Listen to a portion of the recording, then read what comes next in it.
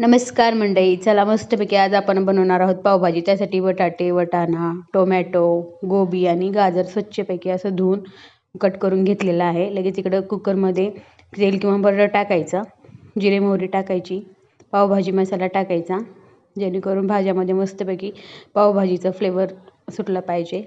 आता सर्व भाज्या स्वच्छ धुतलेल्या टाकून त्याला थोडंसं पाणी टाकून ॲड करून शिजवून घ्यायच्या.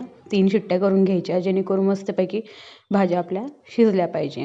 आता 3 शिट्ट्या झालेल्या आहेत. बघू आपण किती प्रकारे कसं शिजलेल्या आहेत भाज्या. अशा प्रकारे छान असं भाजी शिजलेली आहे आपली. तर भाज्या एक साईडला आणि पाणी एका साईडला करायचं, जेणेकरून आपल्याला मॅश करायला इझी जाईल. अशा प्रकारे छान असं मॅश करून घ्यायचं. सर्व मस्तपैकी मॅश होतं असं.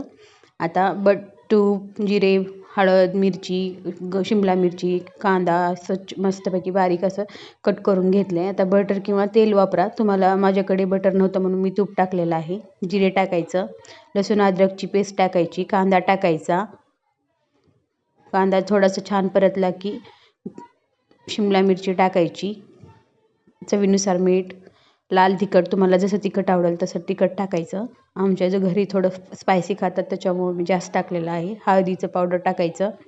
नंतर पावभाजी मसाला टाकायचा. छान असं परतून घ्यायचं. थोडंसं पाणी टाकून कांदा आणि शिमला मिरची शिजवून घ्यायची. नंतर मॅश केलेल्या सर्व भाज्या टाकून छान असं मिक्स करून घ्यायचं.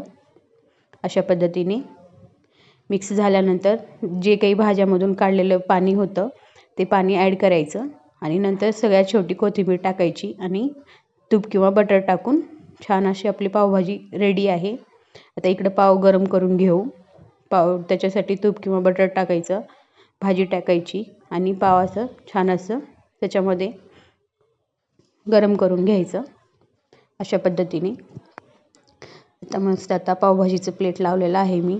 मस्त पाव ठेवते. अशा पद्धतीने आपली पावभाजी रेडी आहे. व्हिडिओ आवडल्यास लाईक, फॉलो, सबस्क्राईब करायला विसरू नका. बाय.